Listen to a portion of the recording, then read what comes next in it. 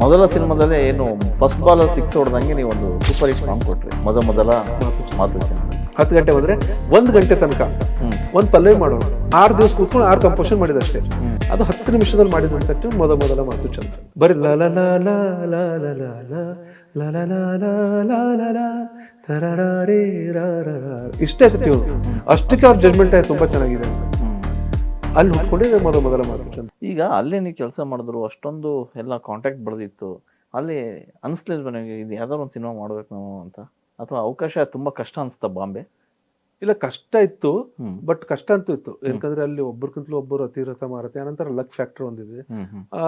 ನಾನು ಅಲ್ಲೇ ಇರ್ತಿದ್ದೆ, ಬಟ್ ಏನಾಯ್ತದ ಆ ನಡುವೆ ನನ್ನ ಮದುವೆ ಆಯ್ತು. ಓಕೆ. ಮದುವೆ ಆಗಿ ನನ್ ಮಿಸ್ಸಸ್ ಬಂದ್ ಬೆಂಗಳೂರ್ದು, ಅವ್ರ ಸ್ವಂತ ಊರ್ ಬೀದರೆ, ನಮ್ಮೂರ್ ಅವ್ರ ತಾಯಿ ತವ್ರ ಮನೆ ನಮ್ಮೂರ್ ಸೇಮ್ ಊರ್, ಬೀದರ್ದವ್ರೆ ನಮ್ಮ ವೈಫ್ ಕೂಡ. ಬಟ್ ಅವ್ರು ಇಲ್ಲೇ ಸೆಟ್ಲ್ ಆಗಿದ್ದಾರೆ ಅವ್ರ ಮುಂಚೆಯಿಂದ. ನಮ್ಮ ವೈಫ್ ಹುಟ್ಟಿದ್ದೆ ಬೆಂಗಳೂರಲ್ಲಿ. ಹಾಗಾಗಿ ಮದ್ವೆ ಆದ ನಂತರ ನಾನು ಇಲ್ಲಿ ಬಂದೆ. ಇಲ್ಲಿ ಬಂದಾಗ ಇಲ್ಲೊಂದು ಅವಕಾಶಗಳು ತೆರ್ಕೊಂಡ್ಬಿಟ್ರು ನನಗೆ. ಇಲ್ಲಿ ನನ್ನ ಫ್ರೆಂಡ್ ಇದ್ರು, ಒಬ್ರು ಹಳೆ ಫ್ರೆಂಡ್ಸ್, ಅವ್ರ ಮುಖಾಂತರ ನನಗೆ ಫಸ್ಟ್ ಪಿಕ್ಚರ್ ಶಿವಮಣಿ ಅವಕಾಶ ಸಿಕ್ತು. ಹಾಗೆ ಮತ್ತೆ ಬಾಂಬೆ ಹೋಗ್ಲಿಲ್ಲ, ಇಲ್ಲೇ ಸೆಟ್ಲ್ ಆಗಿದೆ. ಸೂಪರ್. ಮೊದಲ ಸಿನಿಮಾ ಶಿವಮಣಿ, ಶ್ರೀಮುರಳಿ ಹೀರೋ. ಮೊದಲ ಸಿನಿಮಾದಲ್ಲೇ ಏನು ಫಸ್ಟ್ ಬಾಲ್ ಸಿಕ್ಸ್ ಹೊಡೆದಂಗೆ ನೀವು ಒಂದು ಸೂಪರ್ ಹಿಟ್ ಸಾಂಗ್ ಕೊಟ್ರಿ, ಮೊದಲ ಮಾತು ಚಂದ. ಸೊ ಆ ಕಂಪೋಸಿಷನ್ ಹೇಗಿತ್ತು? ಯಾಕಂದ್ರೆ ಮೊದಲನೇ ಸಿನಿಮಾ, ಅವಕಾಶ ಸಿಕ್ಕಿದೆ. ಕಂಪೋಸರ್ ಸಿನಿಮಾದ ರಿಯಲ್ ಅಂದ್ರೆ ಕಂಪೋಸರ್ಸ್ ಎಲ್ಲ ಮುಗ್ದಿತ್ತು. ಓಕೆ. ಪ್ರೊಡ್ಯೂಸರ್ ಅದಕ್ಕೆ ಮುಂಚೆ ಬೇರೆ ಇದ್ರು ಒಬ್ರು, ಅವ್ರು ಪ್ರೊಡ್ಯೂಸ್ ಮಾಡ್ತೀನಿ ಅಂದ್ರು. ನಮ್ SK ಅಮರ ಡೈರೆಕ್ಟರ್ ಅವರೇ ಇದ್ರು, ಅವರೇ ನನಗೆ ಅವಕಾಶ ಕೊಟ್ಟಿದ್ದು ಫಸ್ಟ್ ಸಿನಿಮಾಗೆ.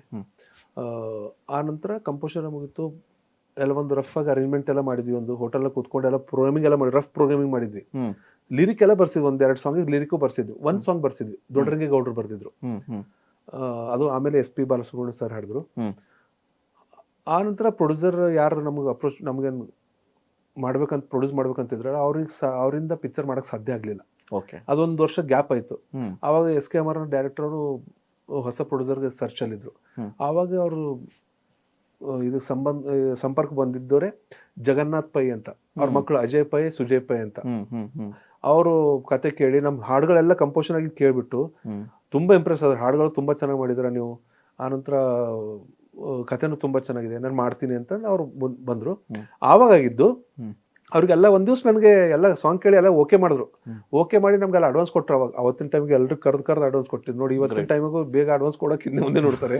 ಅವತ್ತಿನ ಟೈಮ್ಗೆ ಬಂದು ಫಸ್ಟ್ ಅಡ್ವಾನ್ಸ್ ಆಫೀಸ್ ಕರೆದು ಫಸ್ಟ್ ಡೈರೆಕ್ಟರ್ಗೆ ಮತ್ತೆ ಅವರು ಅಸಿಸ್ಟೆಂಟ್ ಡೈರೆಕ್ಟರ್ಗೆ ಕೊಟ್ಟರು.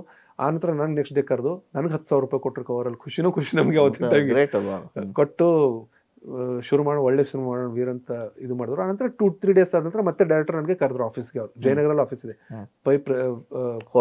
ಇಲ್ಲ ಪ್ರೆಸಿಡೆಂಟ್ ಹೋಟೆಲ್, ಇಲ್ಲ ಪೈ ವೈಸ್ರಾಯ್ ಹೋಟೆಲ್, ಅಲ್ಲಿ ಕರೆದ್ರು. ಅವ್ರ ಆಫೀಸ್ ಅಲ್ಲೇ ಇತ್ತು. ಹೋದ್ವಿ, ಕೂತ್ಕೊಂಡು ನಾನು ಡೈರೆಕ್ಟರ್ ಕೂತ್ಕೊಂಡು ಅವಾಗಂದ್ರು ಎಲ್ಲ ಸಾಂಗ್ ಕೇಳಿದ್ರು. ವೀರ್ ನನಗೆ ಇದು ಒಂದು ಸಾಂಗ್ ಯಾಕೋ ನನಗೆ ಬೆಟರ್ ಆಗುತ್ತೆ ಅಂತ ಅನಿಸ್ತಾ ಇದೆ, ಒಂದು ಚೂರು ಇದಕ್ಕೊಂದು ಆಪ್ಷನ್ ಮಾಡಿ ಅಂದ್ರು. ನನಗೆ ಒಂದು ಲವ್ ಸಾಂಗ್ ಇತ್ತು, ಅದು ಓಕೆ ಸರ್ ಮಾಡೋಣ ಖಂಡಿತ ಅಂದೆ. ಆನಂತರ ಡೈರೆಕ್ಟರ್ ನಾಳೆ ಬರ್ತಿದ್ರು. ನನ್ನ ರೂಮ್ ಇತ್ತು ಸುಬ್ರಹ್ಮಣ್ಯ ನಗರಲ್ಲಿ ಮೇಲೆ, ಅಲ್ಲಿ ಒಬ್ಬನೇ ಇರ್ತಿದ್ದ, ಇನ್ನು ಫ್ಯಾಮಿಲಿ ಶಿಫ್ಟ್ ಆಗಿರ್ಲಿಲ್ಲ. ಡೈರೆಕ್ಟರ್ ಡೈಲಿ ಬರೋರು, ಅಲ್ಲೇ ಕೂತ್ಕೊಳ್ಳೋರು. ಅಂದ್ರೆ ಅವ್ರನ್ನ ಕಂಪೋಸನ್ ಮಾಡಿದ್ದಂದ್ರೆ ಒಂದು ಅದ್ಭುತ, ಅದೊಂದು ಪ್ರೊಸೆಸ್ ಬೇರೆ, ಹಳೇ ತರ ಪ್ರೊಸೆಸ್. ನನ್ನ ಹತ್ರ ಹಾರ್ಮೋನಿಯಂ ಕೀಬೋರ್ಡ್ ಅದನ್ನ ಏನೂ ಇರಲಿಲ್ಲ. ಹಾರ್ಮೋನಿಯಂ ತಗೊಂಡು ಕೂತ್ಕೊಂಡ್ ಬಿಟ್ರೆ ಬೆಳಗ್ಗೆ 10 ಗಂಟೆ ಬರೋರು ಡೈರೆಕ್ಟರ್ ಅಮರನಾಥ್. 10 ಗಂಟೆ ಬಂದ್ರೆ 1 ಗಂಟೆ ತನಕ ಒಂದ್ ಪಲ್ಲವಿ ಮಾಡೋರು. ಅವ್ರು 10 ಆಪ್ಷನ್ ಕೇಳ್ತಾರಲ್ಲ, ಒಂದ್ ಪಲ್ಲವಿ ಒಂಚೂರು ಒಂದು ರಾಗ ಯಾವ್ದೋ ಒಂದು ಸ್ಕೇಲ್ ಹಿಡ್ಕೊಂಡು ಒಂದ್ ಟ್ಯೂನ್ ಲಾಲ ಅಂತ ಗುನ್ಗಿದ್ರೆ ಅವ್ರಿಗೆ ಏನೋ ಒಂದು ಗುನ್ಗ್ತಾ ಇದ್ದಾಗ ಯಾವ್ದೋ ಒಂದ್ ಲೈನ್ ಚೆನ್ನಾಗಿ ಇಷ್ಟ, ಇದು ಚೆನ್ನಾಗಿದೆ ಅಂತ ಹೇಳೋರು. ಈ ಲೈನ್ ಇಟ್ಕೊಂಡು ಮಾಡಿ ಅನ್ನೋದು. ಈ ಗುನ್ಗಿದ್ರಲ್ಲ ಆ ಲೈನ್ ಚೆನ್ನಾಗಿದೆ, ಅದ್ ಇಟ್ಕೊಂಡು ಮಾಡಿ ಅಂದ್ರೆ ಪಲ್ಲವಿ ಮಾಡ್ಬಿಡೋದು. ಆನಂತರ ಊಟಕ್ಕೆ ಹೋಗೋದು, ಲಂಚ್ ಬ್ರೇಕ್ 1:30ಗೆ. ಲಂಚ್ ಬ್ರೇಕ್ ಮುಗಿಸ್ಕೊಂಡು ಮತ್ತೆ ಬಂದು ಕೂತ್ಕೊಂಡ್ರೆ ಚರಣ. ಸೂಪರ್. 4 ಗಂಟೆ ತನಕ ಚರಣ ಫಿನಿಶ್ ಮುಗೀತಷ್ಟೇ. ಅಂದ್ರೆ 6 ದಿವಸ ಕೂತ್ಕೊಂಡು 6 ಕಂಪೋಸನ್ ಮಾಡಿದಷ್ಟೇ. ಅದ್ರಲ್ಲಿ ಒಂದು ಕಂಪೋಸನ್ ಒಂದ್ ಚೂರ್ ಬೆಟರ್ ಆಗ್ಬೋದು ವೀರು, ಒಂದ್ ಚೂರ್ ನೋಡಿ ಅಂತ ಪ್ರೊಡ್ಯೂಸರ್ ಹೇಳಿದ್ರು, ಹೊಸ Ajay sir, Sujay sir. Next day ಮತ್ತೆ ಬಂದ್ವಿ, ಕೂತ್ಕೊಂಡ್ವಿ. ಅದು 10 ನಿಮಿಷದಲ್ಲಿ ಮಾಡಿದಂತ ಟ್ಯೂನ್ ಮೊದಲ ಮಾತು ಚಂದ. ಸೂಪರ್.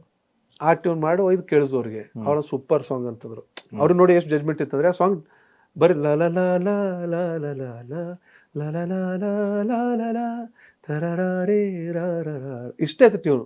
ಅಷ್ಟಕ್ಕೆ ಅವ್ರ ಜಡ್ಜ್ಮೆಂಟ್ ಆಯ್ತು ತುಂಬಾ ಚೆನ್ನಾಗಿದೆ ಅಂತ. ಅಲ್ಲಿ ಹುಟ್ಕೊಂಡಿದೆ ಮೊದಲ ಮಾತು ಚಂದ. ಅಂದ್ರೆ 2ನೇ ಅಟೆಂಪ್ಟ್ಗೆ.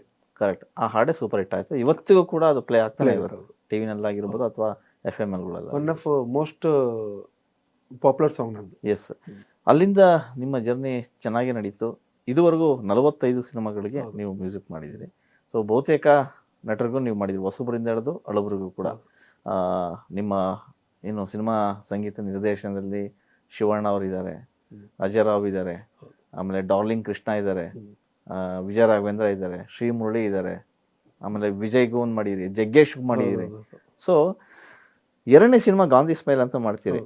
ಆ ಸಿನಿಮಾ ಅಷ್ಟು ಆಗಲ್ಲ, ಅಂದ್ರೆ ಅದು ಬ್ರಿಡ್ಜ್ ಮೂವಿ, ಅದೊಂದು ಎಕ್ಸ್ಪೆರಿಮೆಂಟಲ್ ಮೂವಿ ತರ. ಎಸ್, ಅದಾದ್ಮೇಲೆ ನಿಮಗೆ ಮತ್ತೆ ಎಲ್ಲರೂ ತಿರುಗಿ ನೋಡಿದ್ವಿ. ನಾವು ಅವಾಗ ಅನ್ಸಿದ್ದು ಈ ಹಾಡು ಚೆನ್ನಾಗಿದೆ, ಯಾರು ಮಾಡಿದ್ದು ಅಂತ ನಾವು ಅವಾಗಲೇ ಕೇಳ್ತಾ ಇದ್ವಿ.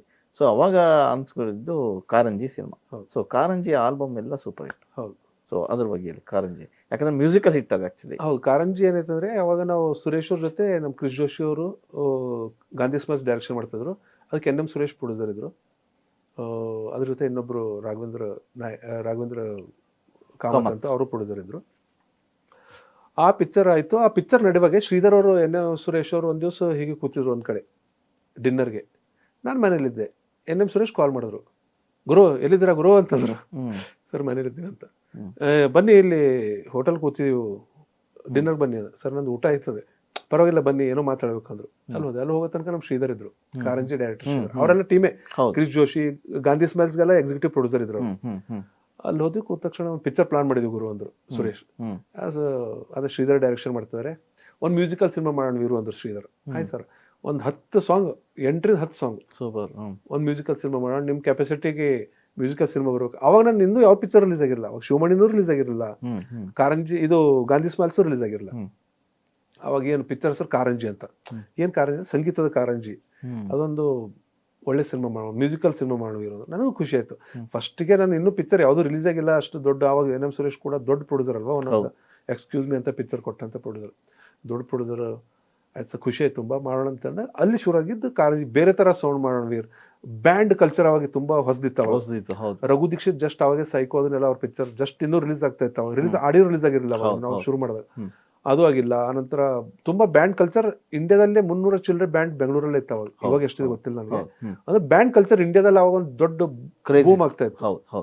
ಹಾಗೆ ಬ್ಯಾಂಡ್ ಮಾಡೋಣ ಅಂದ್ರೆ ನಾವು ಆ ಬ್ಯಾಂಡ್ ಒಂದು ಕಲ್ಚರ್ ಇಟ್ಕೊಂಡು ಫೋಕ್ ಮತ್ತೆ ಬ್ಯಾಂಡ್ ಎರಡು ಒಂದು ಕಾಂಟೆಂಪರರಿ ಮ್ಯೂಸಿಕ್ ಮಾಡೋಣ ಅಂತ ಅದು ಶುರು ಮಾಡಿದ್ದು. ಆ ಸಿನಿಮಾದ ಹಾಡುಗಳೆಲ್ಲ ಸೂಪರ್. ಅದು ಹಾಡು ಪಾಪ್ಯುಲರ್ ಆಯ್ತು. ಆನಂತರ ವಿಶೇಷವಾಗಿ ಹೇಳ್ಬೇಕಂದ್ರೆ ನನಗೆ ಆ ಕ್ಯಾಸೆಟ್ ತಗೊಂಡು ಅಪ್ರೋಚ್ ಮಾಡ್ತಾ ಇದ್ದೆ. ಅವಾಗ ನಾನು ಹೊಸಬ್ನಲ್ಲ. ಸೂರ್ಯವ್ರಿಗೆ ಒಂದ್ಸರಿ ಅಪ್ರೋಚ್ ಮಾಡಿದಾಗ, ಕಾಲ್ ಮಾಡಿದಾಗ ಅವ್ರು ಹೇಳಿದ್ರು, ವೀರ್ ಹಾಡು ಕೇಳಿದೆ ನಾನು. ಅವ್ರು ಒಂದ್ ಮಾತು ಹೇಳಿದ್ರು, ಬಹಳಷ್ಟು ಕನ್ನಡದಲ್ಲಿ ಇವತ್ತಿನ ಟೈಮ್ಗೆ ಈ ನೀವು ಮಾಡಿದಂಥ ಲೆವೆಲ್ಗೆ ಸೌಂಡಿಂಗ್ ಇಲ್ಲ. ಬಹಳಷ್ಟು ಅಂದ್ರೆ ಆಲ್ಮೋಸ್ಟ್ ಸಿನಿಮಾಗಳು ಕನ್ನಡದಲ್ಲಿ ಈ ಮಟ್ಟಿಗೆ ಸೌಂಡಿಂಗ್ ಯಾರ್ದು ಯಾವ ಆಲ್ಬಮು ಕಾಣ್ತಾ ಇಲ್ಲ ನನಗೆ ಇವತ್ತ. ನಿಮ್ದು ಕಾರಂಜಿ ಆಲ್ಬಮ್ ಅದ್ಭುತ ಸೌಂಡಿಂಗ್ ಅಂತ ಹೇಳಿದ್ರು ಸೂರ್ಯರು ಅವತ್ತಿನ ಟೈಮ್ಗೆ.